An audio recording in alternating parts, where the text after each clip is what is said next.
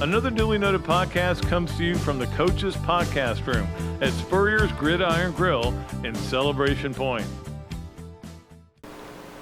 Okay, and welcome to another Dooley Noted podcast presented by Titan MRI from the Meldon Law Gator Studios. Appreciate all of you for clicking on, for either watching or listening. And we appreciate all of our great sponsors, but all of our great friends that have really made this a successful podcast. Coach Spurrier is not going to be here today. He had a family situation. It's not an emergency. He had to take somebody to the airport. It's complicated, but he'll be back on Monday. And so today we're going to bring in Seth Emerson from The Athletic, good friend of mine and the kind of guy that's nice enough to do it on short notice. Max Starks will be our guest on Friday, as I think so far. We've had some, it's a long story too. There's a lot of long stories in my life. I don't know if, I think Jared has noticed that. I tend to say it's a long story. So we'll have him on Thursday and then Coach Spurrier back on Monday. I do want to send a shout out to my beautiful wife, Karen, who's the love of my life, who is dealing with a lot of stuff in terms of our house totally being gutted and changed and everything. And she's kind of had to do it all. I mean, I'm not putting anything back. I didn't take it down. So, but on Sunday, she made me pimento cheese sandwiches for the Masters. And let me tell you what, I only eat them once a year, and it's usually on Sunday of the Masters. And when I was up there, when I would cover it for 9 years, I would always have them on Sunday. And she makes them for me every Sunday of the Masters, and then made me a great Easter dinner. It was terrific. Just, I don't know if I appreciate her enough, but I think I do. I told her how much I do, but anyway, not a lot of people would do that. Especially for me. You know, why would you do anything for me? I can't understand that. Why even marry me? I don't know why anybody would want to do that. So let us get to our starting lineup, and we're going to kind of revolve the sponsors here for a little while too. I haven't been able to be aggressive on selling the starting lineup. I just have gotten I had a lot of stuff going on. Still trying to get this golf tournament straightened out, which it's going to be unbelievable. We're full on everything, but so we're gonna kind of bounce it around some of our loyal sponsors, and today it's going to be the Gainesville Quarterback Club starting lineup. Gainesville Quarterback Club meets tomorrow night, Tuesday night. Billy Napier's a guest speaker. You can still be part of that. All you have to do is sign up for a temporary membership, and you can get in and hear what he's got to say. It ought to be really interesting. I have an opening for introducing him, and I ran by my wife, and she liked it. But it's a little bit mean, so maybe I don't do it. I'll run it by Jared during the next break and see what he thinks. If he says yes, then I'm doing it. The Gainesville quarterback starting lineup, let's start with number one, which was the Masters. Look, you know how I feel about the Masters. I'm not going to go into any great detail, although there will be a story time later in the day. It was unbelievable. It was great. I was rooting hard for Jon Rahm. It's amazing that I was rooting that hard for him, because I've always been kind of ambivalent about Jon Rahm. You know, he's always been a great player. I always thought that if he was, I was thinking about this yesterday. There was a bird chirping during the whole last 6 or 7 holes, right? You could hear it. And Karen is a huge bird watching fan. She's become that in the last 6 months. And she's got an app on her phone. She can tell. And she goes, oh, yeah, it's a cardinal. And I said, cardinal. You know what? Jon Rahm, if he was a baseball player, would be a St. Louis Cardinal. Because he looks like one of those big, huge guys with a huge butt that hits bombs. Like Albert Pujols is what he looks like in a lot of ways, body type. But I was rooting for him because I was rooting against Kipke. Let's face it. I mean, look, I'm not an LIB guy. I don't like the LIB. They did have a great tournament, 3 of the top 5. And there was all these jokes I had ready and comments I had ready to make after for the show today about how, well, Kipke You know, the reason he couldn't win is he was used to playing 54-hole tournaments, on the LIV tour, but that wasn't the case. I mean, it wasn't because he had a bad day. Everybody has a bad day. And the LIV guys, don't forget, Mickelson shot 65 with his little weird sunglasses on. And Patrick Reed lit it up and got into contention. So, look, I hate Patrick Reed. I'm not a Kepke. Look, Kepke joined Liv, but Kepke doesn't believe in Liv because Kepke wouldn't wear his uniform. Like, everybody had to wear uniforms that was from the LIV tour. And Kepke said, no, not me. I'm not getting into that. So he didn't do it. And Mickelson was wearing it, but nobody knew what it was. I was like, is that Under Armour? I don't even know what that is. So that's how little we've watched the LIV tour. Anyway, I don't want to take anything away from Jon Rahm. And Tiger pulling out plantar fasciitis in his foot. I've had that many times, and he's probably got it for the rest of his life because of all the things that have happened to him. Nobody in the world thought he would come back and play. I think he had to play 28 holes or 27 holes on Sunday. But it was a great Masters. I loved it. I loved every part of it. I loved being able to watch Sunday morning. It was not a great Saturday, but Sunday morning golf at the Masters was tremendous on regular TV, although I did watch a lot of it on the Plus too. And I did, if you didn't get to watch the Tom Weiskopf tribute they did between rounds that Jim Nance did. Tom Weiskopf's the generation of golf I kind of grew up with. He really was. And never could win a major. Finally won the British Open. Only won one major. Incredible golf course architect. Kind of had a little bit of a temper. But I always liked Tom Weiskopf. It was an unbelievable touching tribute. And made me tear up a little bit, to be honest with you. So, that is... It's kind of funny, though. A lot of Sergio shade was thrown because everybody was all anybody wanted to talk about was Spaniards, and I agree. What the Spaniards have been able to do at the Masters is incredible. With Seve, with Sergio, with Olazabal, who was there. Sergio was not there, and that's where he got a lot. I mean, Seve could not be there since he's dead, but the bottom line is Sergio wasn't there, and a lot of people threw him shade. The guy is the only guy that can catch shade when he is not even a factor, but that's Sergio. Anyway, who picked Jon Rahm last week? Who picked him? Here, radio, on my WRUF.com, duly noted. No, it's not duly noted. It's Back 9 on WRUF. I picked Jon Rahm on every one of them. I win one. It's the first one I've ever won, I think, in all time. All right, number 2. Let's talk about Gator baseball this weekend. It feels like it was a year ago, but obviously with it ending Friday, and for me ending Friday in about second inning. I think I was done with them then. It was kind of a weird weekend for me in that regard because I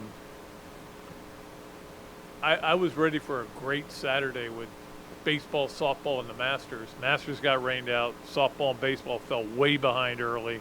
He just went, I need to get my hair cut. As you can see, got them all cut. So, but baseball still, 1, 2 out of 3 in Knoxville. That's really big. And I know that Tennessee's struggling a little bit, but it's still big to go up there to that environment and win 2 out of 3. And they had that picture, if you didn't see it, of the when Tennessee swept them in Gainesville last year. They went over to the swamp and shower, which I guess a lot of teams do. And they got the Gator helmets on. They took pictures and everything. They had that picture up in their dugout, so they were ready for Tennessee. Now, obviously, what happened Saturday and losing the third game wasn't great, but still to win 2 games. Don't forget, this is a 27-16 now. This is a really good team. They keep winning series, and that is important. I do want to shout out Josh Rivera, and I was thinking about this.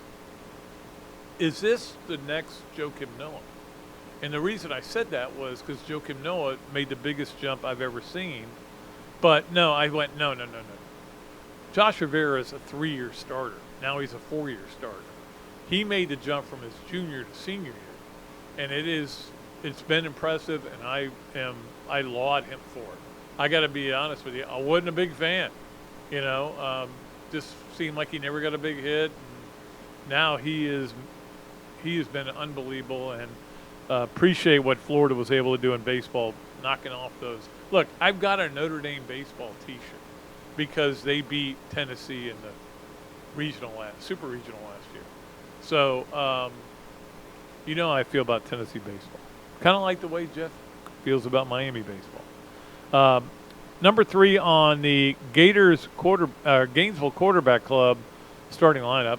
I can't read my own writing. Number 3 is the dilemma with Jack Caglione. What do you do there? All right, so I looked it up. His last 3 games, he's gone 7 2/3 innings with 17 walks, and there's a hit batter in there too. He can't find the plate. So what do you do though? I mean, you want to bat him. The ball he hit. Wait a minute, I think it's coming. Here, it's another orbit right there. The one he hit on, I think it was Friday night. Yeah, Friday night. I'm getting all the days confused, but it was 488. It was unbelievable. That's where I think his future is. But you're trying to win games, and you're trying to make people happy, and you're trying to handle arms. I don't know what you do with him. I don't know whether you say, hey, look, we're going to sit you for a series, or we're going to make you you can't make him the closer because he can't throw strikes. And he's obvious. I don't know if it's a mental block or whatever, but it certainly knocked them really out of the game on Saturday, it's not unusual. Last 3 games, he struggled. I mean, just throwing strikes. Maybe it'll click. I think in the end, I would just say we'll stay with you. We're good. We've won every series with you as the starting pitcher on the 3rd game. We're going to stick with that. Because I don't know what else you could do. You can't put him in relief. You can't throw strikes. You just either sit him and have him hit only. I don't know. I don't know the answer to that. That's why Sully gets paid the big bucks. One of us is not making $1 million a year, coach baseball. All right, number 4 on the Gainesville Quarterback Club starting lineup. The NBA playoffs start on Tuesday, and we're going to get to that on the Ben Eige Odell Realty games of the weekend. I'll give you the schedule. But I'm one of those guys who doesn't really follow the NBA. I follow it a little bit. I followed it enough to know who's playing well and who's not playing well. But I was like a lot of people that now that we're in this playing game, which is not really a playing game, because if you lose and you're the 7-8 in the 7-8 game, you don't get eliminated. So I don't know. It's just weird. It's the weirdest thing. But every year, and I noticed somebody on The Athletic today mentioned, I got to relive this every year. I got to figure out how this works. This is the 4th year of this playing game thing. But it is, at least it's starting. I'll watch the 4th quarter of a lot of games. I'm not going to watch the 4th quarter of those 10 o'clock games. I can promise you that. I will not see those. But it's exciting that they're finally here. It just feels like this has been a long, weird year. It ended with Rudy Gobert, the man who started COVID. Now, he didn't start COVID, but he's the first guy who tested positive, and that's the night that it all changed. All sports stopped the night he tested positive. Now he throws a punch at a guy. I don't like their chances of doing anything in the playoffs. Anyway, it'll be interesting to watch the playoffs, and we'll talk about them a lot more. Finally, number 5, what a week this is, and I've been thinking about this for a long time because I tend to map out everything. I write everything out, what I got to do this week, what I got to do tomorrow, what I got to do. And I've been writing this down. I'm going, this is going to be a crazy week. Tuesday night is Florida FSU baseball here in Gainesville. I think the weather's going to be good for that. It should be an unbelievable crowd with obviously the way Florida's playing. Tuesday night is also Billy Napier speaking to the Gainesville Quarterback Club. And again, like I said earlier, you can still get a opportunity to go see that. All you have to do is buy a temporary membership and be involved in that. And we run an ad here, so you can hear that. You also have gymnastics on Thursday, playing for their season. I mean, tumbling for their season. Thursday night, if they don't get the top two, they're done. They're out. So that you got that going on. You got baseball in town. I think they have Georgia. Softball's in town. It's going to be wild here, man. It's going to be a fun week, and there's a lot of stuff to deal with. And, of course, we have the spring game on Thursday night. And it's going to rain. I'm sorry. That's what it looks like. It's going to rain. And it's going to be a small crowd, I would think, because of the rain. But I don't know. We'll see. I mean, let me see. Do I want to go watch a 6-7 team in the rain? I bet no. A lot of people will think that. I think I have to go because I don't think it's on TV. If it was on TV, I think I could get away with it. Anyway, that is our Gainesville Quarterback Club starting lineup. It is time for us to go to our Campus USA play of the weekend, and there were a lot of plays to choose from, and a lot of them took place at Augusta National. Have I told anybody about how I played there? I don't think I did tell my wife every time that when they got to a hole, I go, you know what I did here? I think that ran, I don't think that went well after a while. All right, let's get to our Campus USA play of the weekend. And here it is, coming up in just a second. 4 seconds. 3, 2. It's not showing here. Well, this is, there it is. Boom. This was the chip in by Thagala. And that, to me, was the most excited I got all weekend. Because, to be honest with you, the ending wasn't great.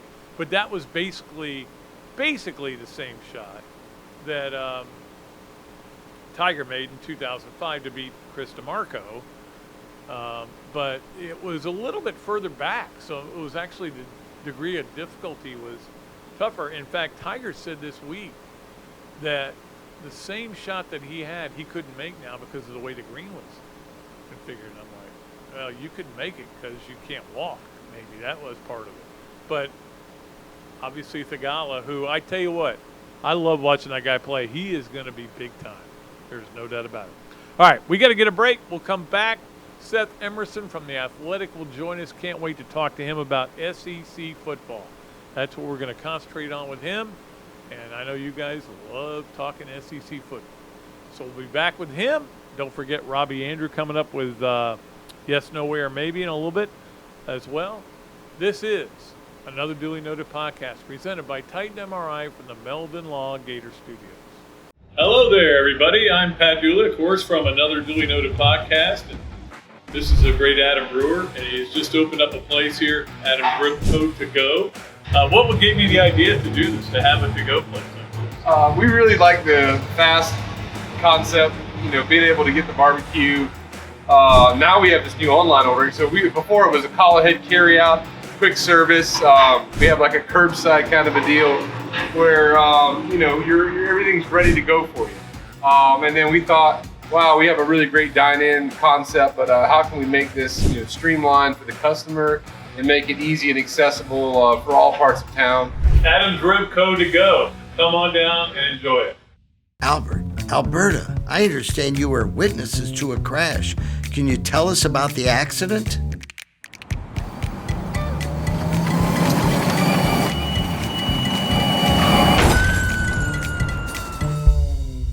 When you're in a crash, it's important to get witness statements immediately after the accident. Whether you're in a car, truck, motorcycle, scooter, or even a golf cart accident, at Meldon Law, We won't back down.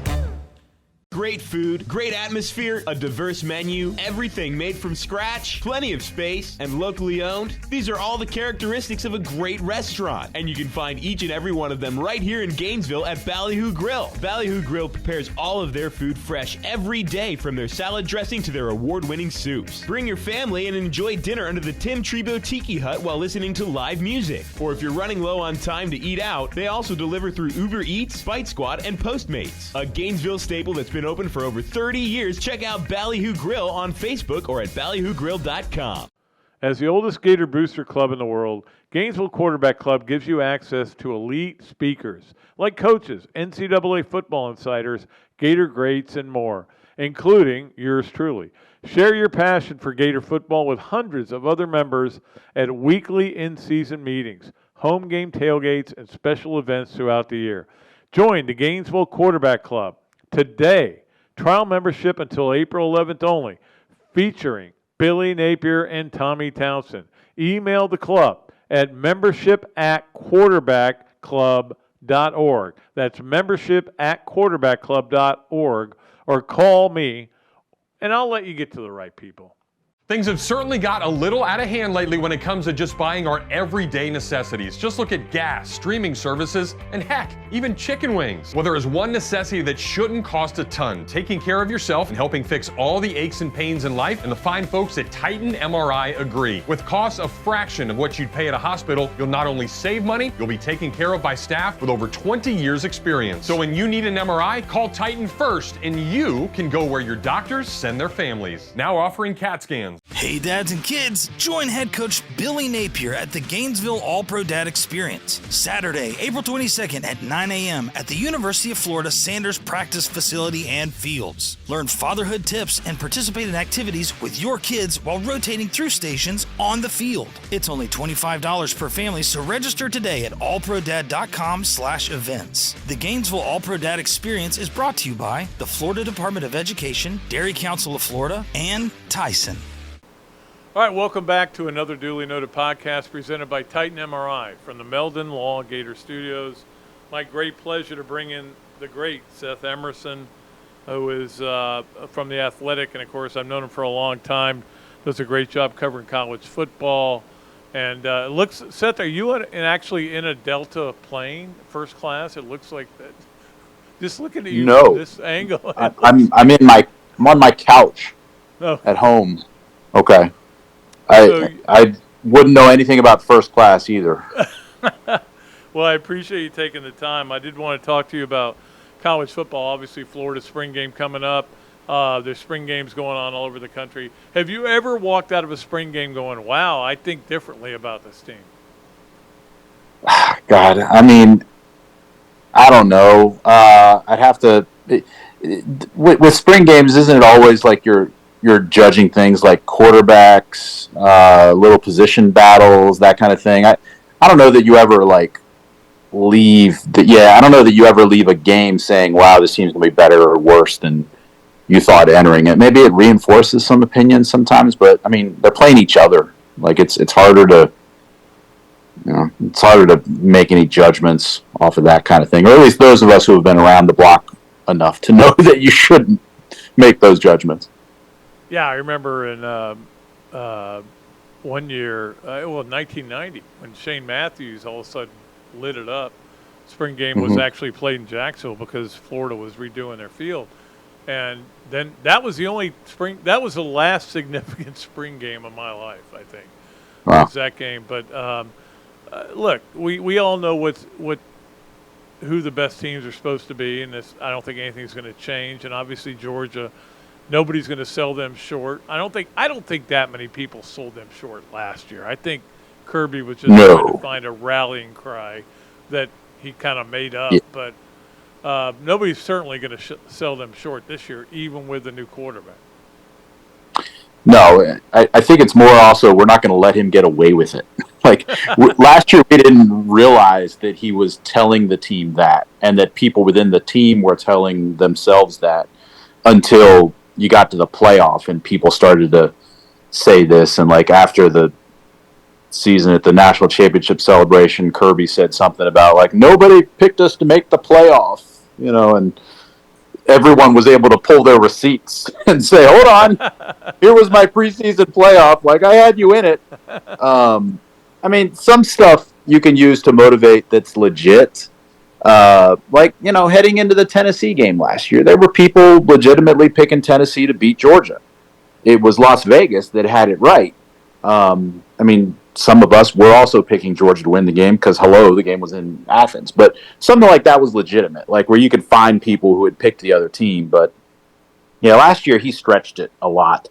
And there is more talk of, like, inward motivation kind of stuff. Kirby may realize that he's squeezed all the juice he can out of the respect card. There's no more going to that anymore. Yeah, I agree with you, and I think I had them actually in the playoff as well. Not that that matters, but the bottom line is they're going to be good again. We know that. We're not 100% sure who the quarterback's going to be, but I mean, they have built this incredible. I don't know if you want to call it dynastic yet, but it's pretty close at this point. And I don't know how you see this team. I mean, for this year, again, the schedule's not that tough.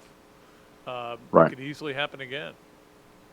Yeah, I mean, look, nobody's three-peated in college football since the 1930s. Georgia's won 2 in a row. They're probably going to be preseason number 1. I guess whether it's dynastic depends on your definition of what is a dynasty. I don't think 2 years is enough, but is 3 years enough? Are you talking about something that's over a course of 5, 10 years? I mean, you can go back to Georgia was a busted coverage away from winning the national championship in 2016. Yeah, I mean, he's built a machine here, and such to the point that, like I wrote recently, I'm not sure it matters who the starting quarterback is. They just have to make sure they don't pick the wrong one, pick someone who screws it up. They've got talent all over the place, and the defense, I'm not going to say it's going to be on the level of the 2021 defense, but it can get there. It has the potential, just the way Georgia's recruited. They're just and yeah, the schedule is kind of a joke. It really is, to be honest. I also wrote how, though this isn't really Georgia's fault, the schedule, they wanted to play Oklahoma, and they were going to go to Norman second week of this year. And then when Oklahoma and Texas joined the SEC, the long and short of it is that was supposed to be the first of a home and home. And so Georgia justifiably didn't want to go to Norman for, at that point, what was going to be a guarantee game, because the return game was going to be eliminated because it was in 2031. And at that point, so anyway, the Oklahoma game is off. But then the rest of their schedule, look, Georgia Tech's on the schedule every year. Georgia Tech is a shell of itself. Okay. Their West rotating opponent this year is Ole Miss, which, could be pretty good, but they're coming to Athens. Their regular West opponent is Auburn, which also is in a down cycle. Right. And then the East, other than Tennessee, it's just not strong based on what we see right now. Like, some teams could be better than expected, but it's kind of not Georgia's fault, because the teams on its every year schedule are just not good right now, other than Tennessee, and we maybe need to see them do it more than 1 year, which is all to say, Pat, that new scheduling format and getting rid of divisions can't come here soon enough. Right. I agree with you. Yeah, because 2024 it'll be here, and they will, you will mix up. You will have schedule variety. Florida and Auburn will play each other at least twice every 4 years, more than they do now. It's going to be better for everybody. But I mean, part of the reason Georgia's schedule is easy is because Georgia doesn't play Georgia. If Georgia's on your schedule, it makes it incredibly difficult. But yeah, I'm with you. And it's going to be interesting to see, as you know, Seth. I mean, we've been told when they go to Destin, they're coming out with a schedule. We can't wait to see what it is. We've been given indications of what it is, and I'm curious how Georgia fans feel about that. Who their permanent opponents will probably be. Are they happy with that, or they don't care? More probably don't care as long as Florida and Auburn are still two of the three. And the fact it's going to, not the fact, but the likelihood it's going to be a 9-game schedule means there will be 3. If it was going to be an 8-game schedule, you're going to lose either Florida or Auburn. It'd be Auburn. Right. So the fact that the 3rd game, though, what I've been told is it'll be Kentucky. The assumption, including mine, had been it'd be South Carolina. But the reaction I've gotten from most Georgia fans is, okay, they didn't like going to South Carolina in September when it was hot as hell, almost literally. Whereas the hope is they can go to Kentucky in October every other year and get Keeneland in. I guess also once the schedule is figured out, then I guess the future of Jacksonville as the site for Florida, Georgia. Also, hey, I'm saying Florida, Georgia because I'm on your podcast. Is like, I guess that returns to center stage. I guess where we're at with that, Pat, is that like Georgia people are being kind of just, you ask them about it and they duck out of the way as quickly as they can. Whereas Florida people are, I guess at this point saying, we want to go back to Jacksonville. Just ask Georgia what's up. Yeah, what do you think the possibility of the Florida-Georgia game ever moving is? I mean, I told people before, in 1984, I think it was, I wrote a 60-inch story about Florida-Georgia could be in trouble in Jacksonville, okay? I was right on top of that story. And meanwhile, we're, 29 years later, still playing the game there. What do you think the odds are of that happening? Higher than I would have said like a year or two ago.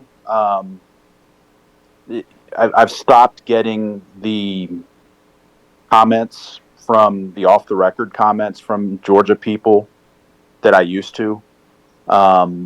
Kirby getting the credibility he has through winning these championships is either making it so his desire to move the game to campus sites is more likely, that's something Georgia's administration will go along with, or it's that Georgia's powers that be are treading more carefully not to tick off Kirby before inevitably agreeing to a contract extension with Jackson.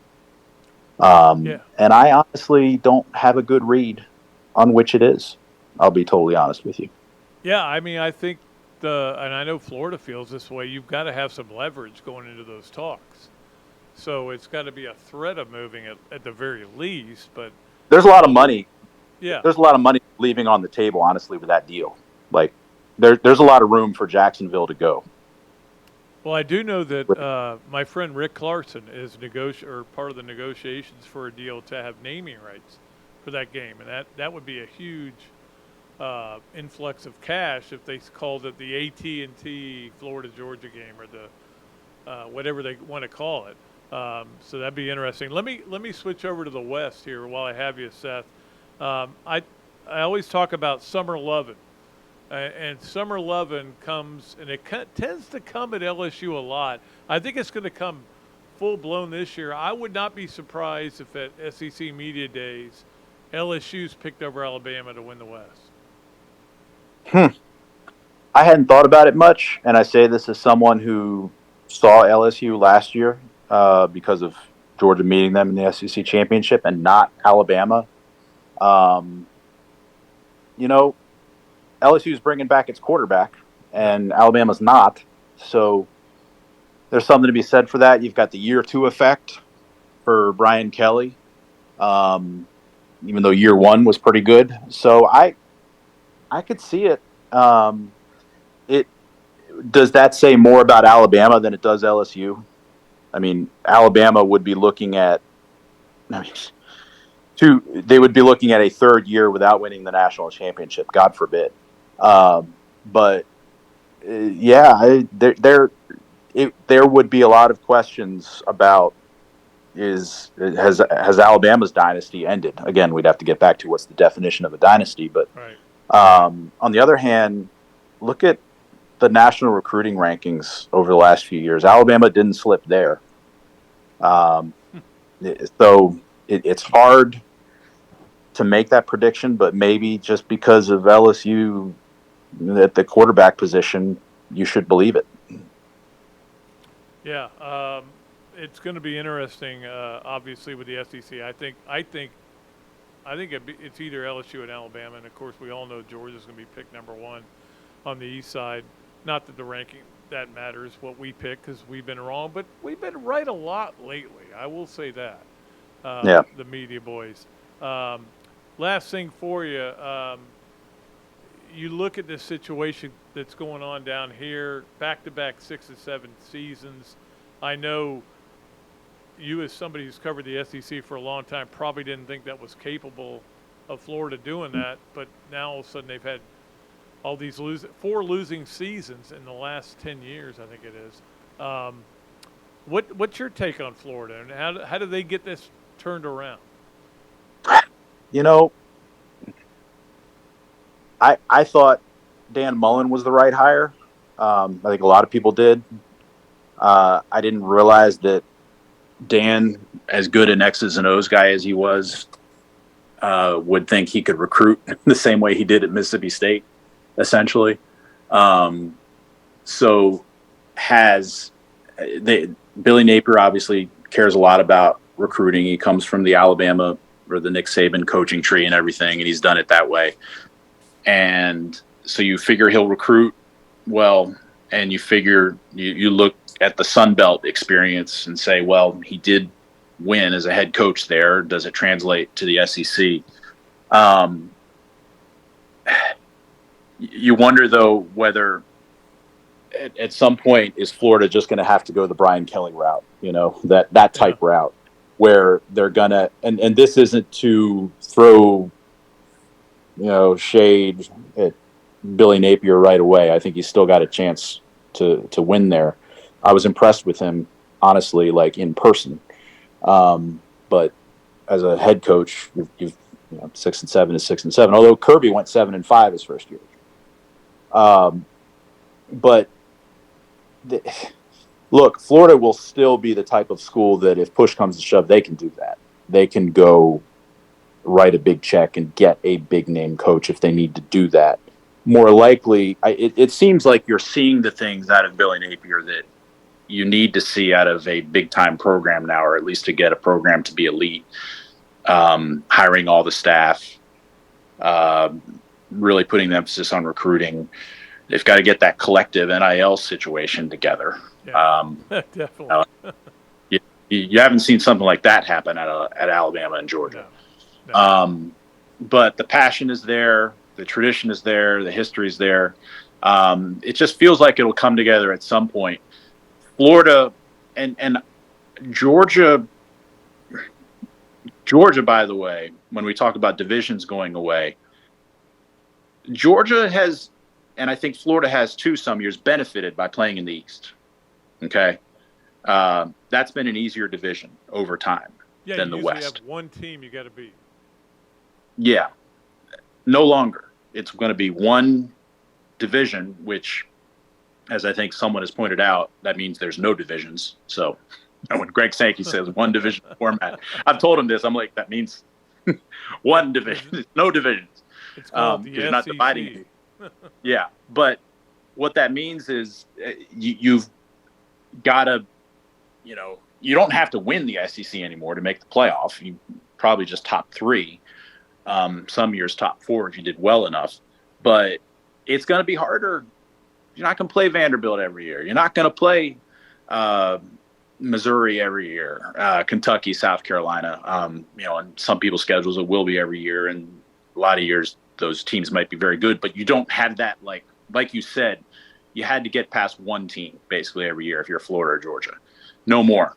Your schedule is going to be harder. You're going to be playing Alabama every other year. You're going to play LSU every other year, Texas A&M, Texas, Oklahoma, etc. Sometimes not literally every other year. It might be like year 1, year 4, but twice every 4 years.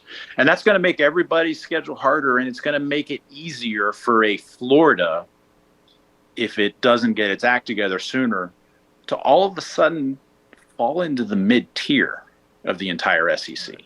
Right. And you don't want to fall there 1 year and then another year, and then all of a sudden you stay there, like Tennessee was in the wilderness for years.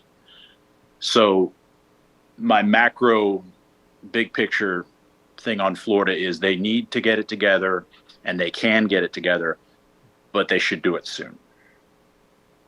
I totally agree. And Seth, always great talking to you, buddy. And appreciate you taking the time. All right, Pat. You did a great job filling in for Steve Spurrier today. I want you to know. All right. that. Well, 6 and 7, not too good. Not too good. I don't know. I never went 6 or 7. Pat, check. Oh, Did you look that up for me? Nope. Thanks a lot, Seth. Appreciate it, buddy. All right. Thanks, Pat. Seth, his time. And again, Coach Spurrier had something he had to deal with today. We're not making fun of him. We're just having fun with him because we love Coach Spurrier to death, as you know. We got to get a break. We'll come back. Robbie Andreu will do yes, no way, or maybe. And we got a bunch of other stuff to get to as well. You're listening or watching another Dooley Noted podcast presented by Titan MRI from the Meldon Law Gator. Hello there, everybody. I'm Pat Dooley, of course, from another Dooley Noted podcast. And this is a great Adam Brewer, and he's just opened up a place here, Adam Brewer to go. What gave you the idea to do this, to have a to-go place like this? We really like the fast concept, being able to get the barbecue. Now we have this new online ordering. So before it was a call ahead carry out, quick service. We have like a curbside kind of a deal where everything's ready to go for you. And then we thought, wow, we have a really great dine-in concept, but how can we make this streamlined for the customer and make it easy and accessible for all parts of town? Adam's Rib Co. to go. Come on down and enjoy it.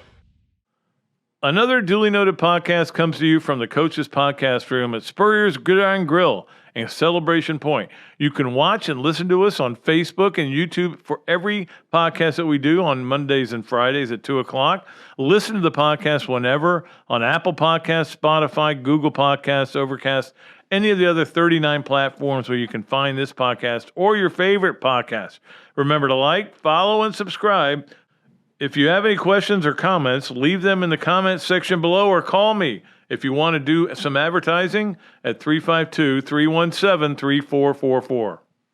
Great food, great atmosphere, a diverse menu, everything made from scratch, plenty of space, and locally owned. These are all the characteristics of a great restaurant, and you can find each and every one of them right here in Gainesville at Ballyhoo Grill. Ballyhoo Grill prepares all of their food fresh every day, from their salad dressing to their award-winning soups. Bring your family and enjoy dinner under the Tim Trebo Tiki Hut while listening to live music. Or if you're running low on time to eat out, they also deliver through Uber Eats, Bite Squad, and Postmates. A Gainesville staple that's been open for over 30 years. Check out Ballyhoo Grill on Facebook or at ballyhoogrill.com. As the oldest Gator booster club in the world, Gainesville Quarterback Club gives you access to elite speakers like coaches, NCAA football insiders, Gator greats, and more, including yours truly. Share your passion for Gator football with hundreds of other members at weekly in-season meetings, home game tailgates, and special events throughout the year. Join the Gainesville Quarterback Club today. Trial membership until April 11th only, featuring Billy Napier and Tommy Townsend. Email the club at membership@quarterbackclub.org. That's membership@quarterbackclub.org, or call me, and I'll let you get to the right people. Hey dads and kids, join head coach Billy Napier at the Gainesville All-Pro Dad Experience, Saturday, April 22nd at 9 a.m. at the University of Florida Sanders Practice Facility and Fields. Learn fatherhood tips and participate in activities with your kids while rotating through stations on the field. It's only $25 per family, so register today at allprodad.com/events. The Gainesville All-Pro Dad Experience is brought to you by the Florida Department of Education, Dairy Council of Florida, and Tyson. Okay, welcome back to another Dooley Noted podcast presented by Titan MRI from the Meldon Law Gator Studios. And, of course, Meldon Law also sponsors Coach Spurrier. He couldn't be here today. We had a great conversation with Seth Emerson. So we'll just say he was sponsored by Meldon Law. It is time for us to go to the Big Mills Cheesesteaks Zoom line once again to talk to Robbie Andreu, the great Robbie Andreu. And we do Yes, No, Where, Maybe with him every Monday. Or he didn't hang around. But I think he was like a lot of us that went on Saturday, Kipke's going to win this thing. Yeah, it really looked like it. Yeah, it certainly did. But it's hard to root for it. Liv Noel. There's nothing worse in the world than that. Oh, I know. An LIV Noel.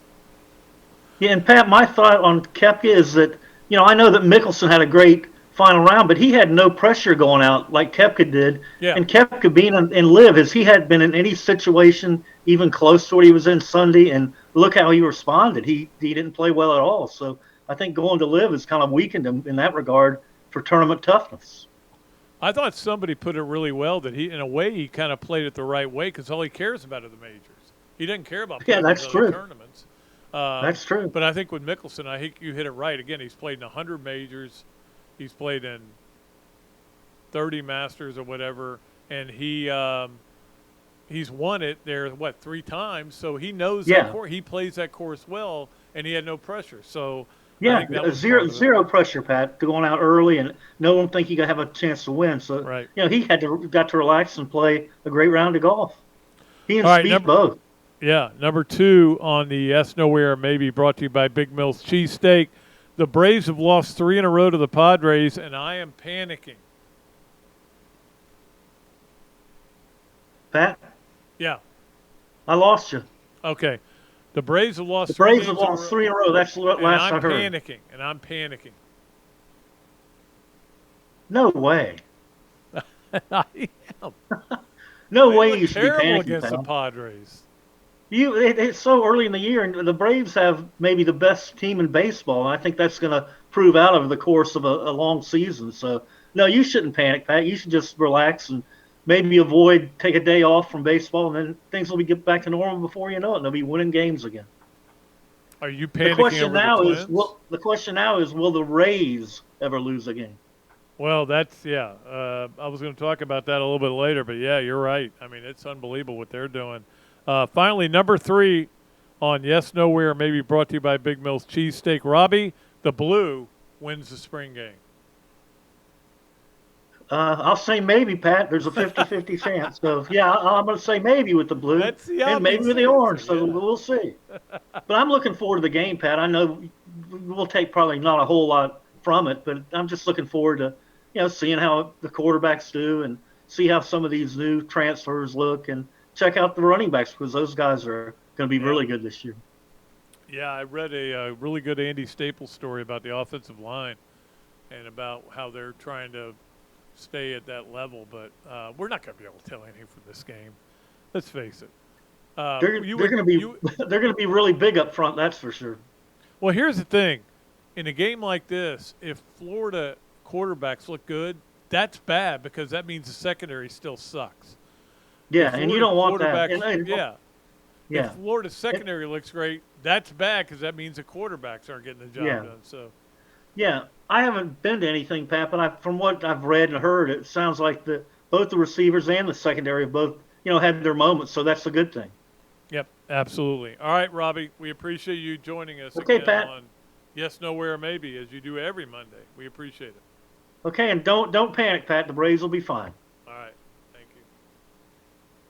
I'm not sure. I didn't really like those games because they win the first game against the Padres on a walk-off. I'm like, we're never losing again. Of course, they lose the next 3.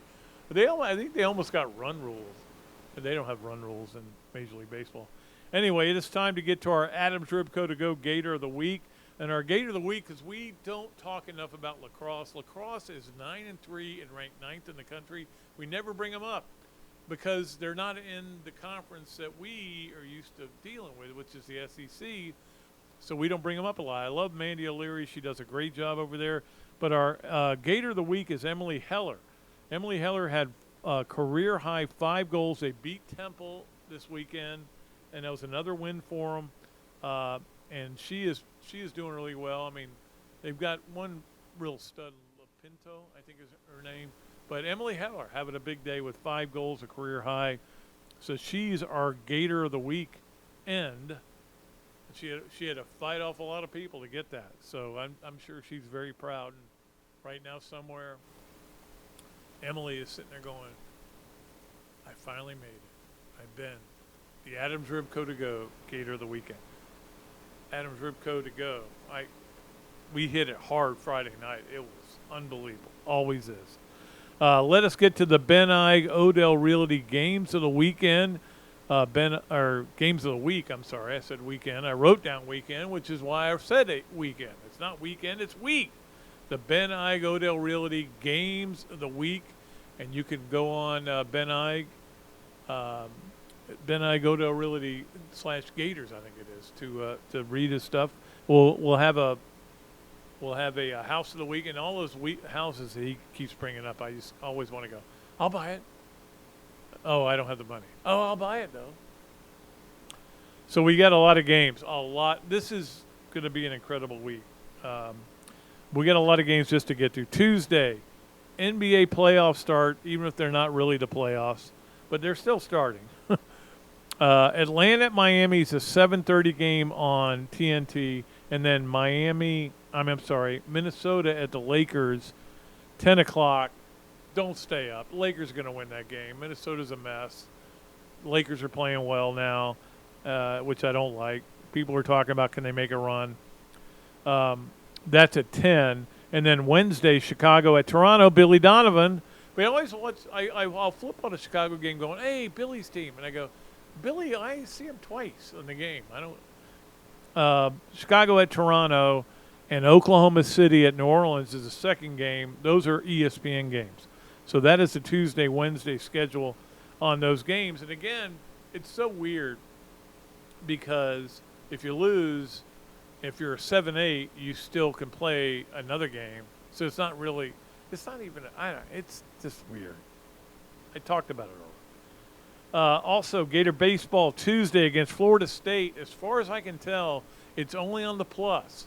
If you have SEC Plus, which I do have, I suggest it for everybody, and I'm not trying to sell it on them, but that's the only way to watch baseball. I would get it and then cancel it after baseball season. There's no reason to have it after that. So I'm not promoting them.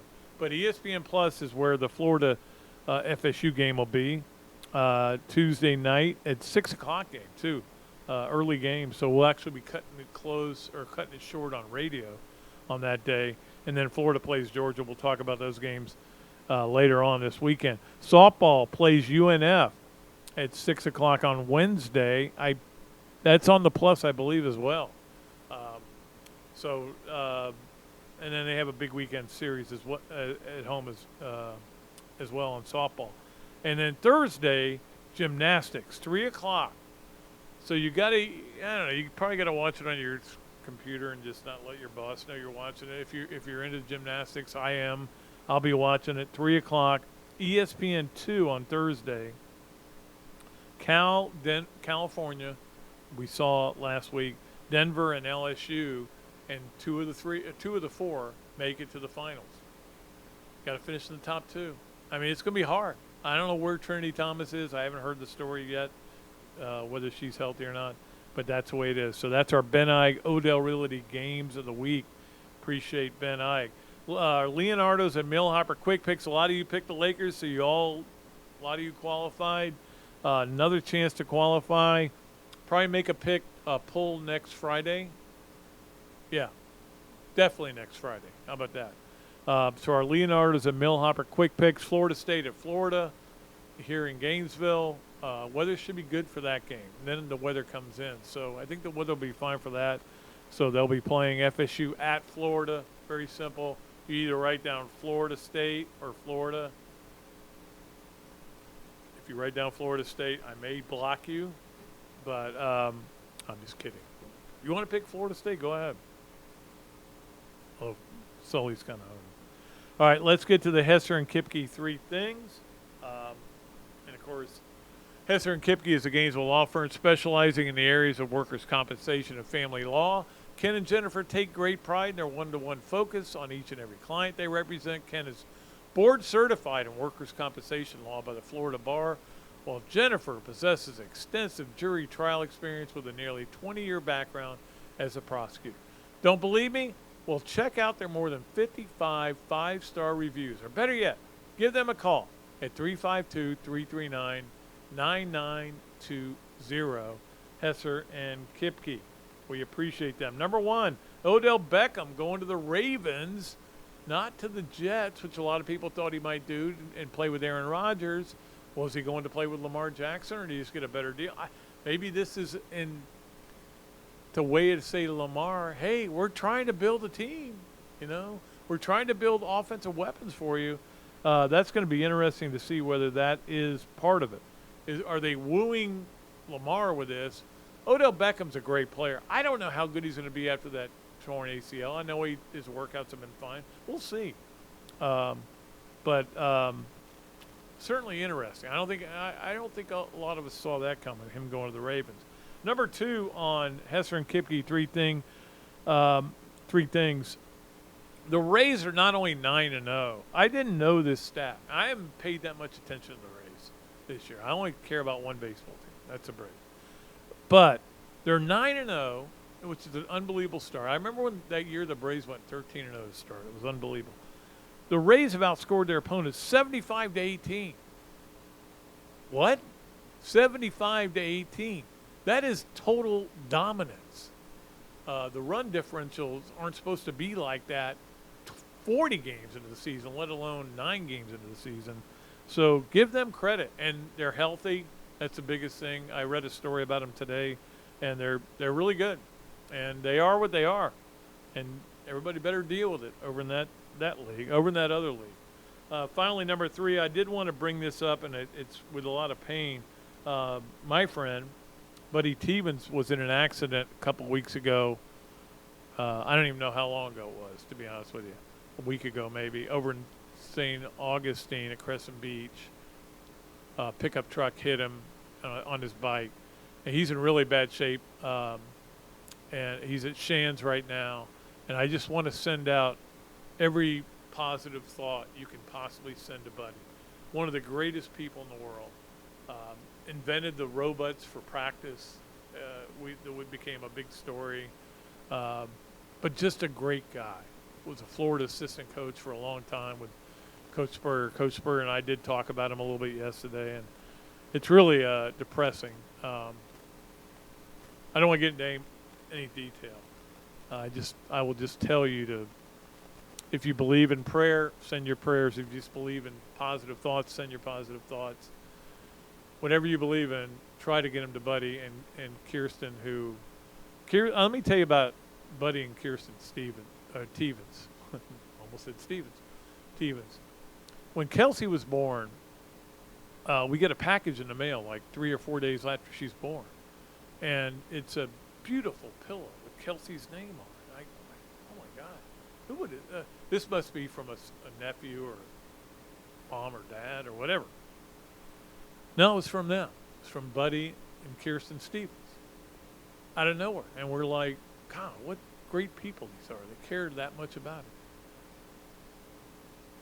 Getting a little emotional here. Say a prayer. Send your thoughts. Buddy Stevens. He's struggling right now. Okay? It was bad situation. All right. We got to get out of here, but before we do, we have to get to our Pat Dooley story time, brought to you by Eastlake Pediatrics. We appreciate our friends at Eastlake Pediatrics, also sponsors of the Bob Dooley. One last master story, okay? Just one more. I know people get tired of me talking about Augusta. I love it. The day I played, we get to the 9th hole. Okay, and we're having the time of our lives. It's me, Joe Biddle, who's passed away, which makes me very sad. Bob Gillespie and Dave Sheinin. Dave Sheinin was a golf writer for the Washington Post and down in South Florida, I think Miami Herald. One of the greatest guys in the world, and I was so happy I got to play with him. So he's got a putt, and it's the same putt Kepke had on 9 on Sunday, where you're over there on the fringe. And he's got it, and he hit it a little too hard, okay? And he hit it a little, I didn't think it was too hard when he hit it, but it was a little too hard, clearly. And next thing you know, it goes down that hill and rolls way down the fairway. And I thought Kepke, when he hit his, that was going to be the Dave Sheinin putt. His Sheinen's rolled all the way down the fairway. He had a full wedge coming back. He was on the green. Now he had a full wedge coming back. And his caddy just looked at him and said, "Welcome to Augusta." That's one of my favorite stories. I can tell you stories about Augusta National for the rest of my life, but that's it. I'm done for 1 year, and then we'll get to some of the other ones later. That's our East Lake Pediatrics, Pat Dooley Storytime. Appreciate you guys for being here. Appreciate Seth Emerson for filling in for Coach Spurrier. Appreciate Robbie. Appreciate Jared. Just doing an unbelievable job. That's why our numbers are up so much. He's doing so great with this. And appreciate everybody out there, all you listeners, all you sponsors. Until next time, I'm Pat Dooley. I'm deep, I'm way back, and I am out of here.